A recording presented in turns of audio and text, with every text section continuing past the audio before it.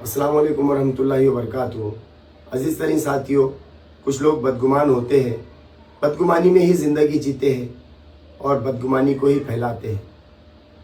अजीज़ तरीन साथियों, कुछ लोगों का बोलना होता है कि आज़ाद उम्मीदवार बड़ी जमात के सामने चुनकर नहीं आता। तो मैं आपको हमारे अपने शहर औरंगाबाद का वाक़या सुनाता हूँ, जिसको तमाम लोगों ने देखा है, सुना है और उस ज़िंदगी को जिया है। दोस्तों, मैं आपको 2009 में लेकर चलता हूँ। 2009 एक ऐसा वक्त था जहाँ पर एक सियासी जमात हुआ करती थी, शिवसेना। उस वक्त में शिवसेना की तूती बोला करती थी। जिस किसी को धनुष्यबाण का सिंबल मिल जाए, लोग कहते थे कि इसकी जीत यकीनी हो गई है। 2009 में विकास जैन को विधायक के लिए शिवसेना टिकट देती है और उनको निशानी मिलती है धनुष्यबाण, और लोग उनका जश्न मनाते हैं, बड़ी बड़ी रैलियां निकालते हैं, पटाखों की लड़ लगाते हैं और उनको यकीन दिलाते हैं कि आपकी जीत हो गई है, आप बेफिक्र हो जाओ। ऐसे वक्त में एक शख्स उन्हीं के समाज से, उन्हीं के धर्म से निकलकर बाहर आता है, जिसके कामों को उनके समाज के लोगों ने देखा था, उसको परखा था और उसको उसके काम की बुनियाद पर लोग जानते थे।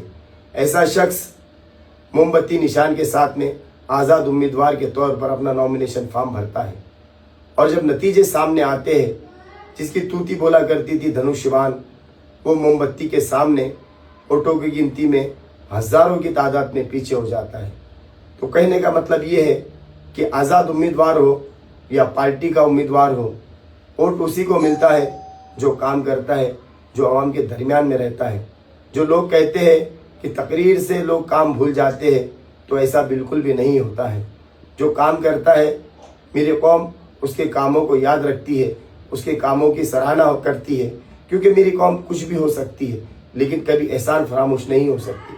मेरी कौम ने हर वक्त में हक का साथ दिया है, और ख़ास करके शहर के औरंगाबाद वालों ने हर वक्त हक का साथ दिया है। न कभी बिके है, न कभी किसी के सामने झुके हैं, हमेशा डट कर रहे हैं।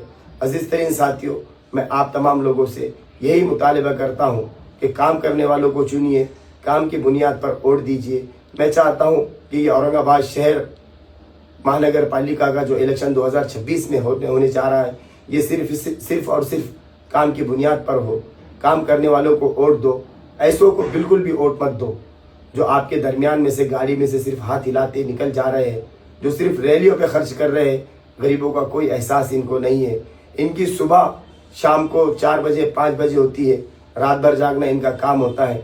16 तारीख के बाद में ये तमाम लोग नॉट रीचेबल हो जाएंगे, ये आपका फ़ोन भी नहीं उठाएंगे। आपको इनको काम बोलने के लिए झिझक महसूस होगी, जबकि आप जफ़र बिल्डर को हक से काम बोलते हैं। जफ़र बिल्डर आप तमाम लोगों के दरमियान में आ जाता है। ये जो लोग अभी मुंह में शक्कर रख रहे हैं और आपसे बड़े आजिज़ी से आकर मिल रहे हैं, 16 तारीख के बाद में आपने इनके मिजाज को देख लेना। ये घमंड और तकब्बुर के अंदर डूब जाएंगे। लेकिन इतनी बात याद रखो, घमंड और तकब्बुर की चादर ओढ़ने का हक सिर्फ और सिर्फ मेरे अल्लाह को है।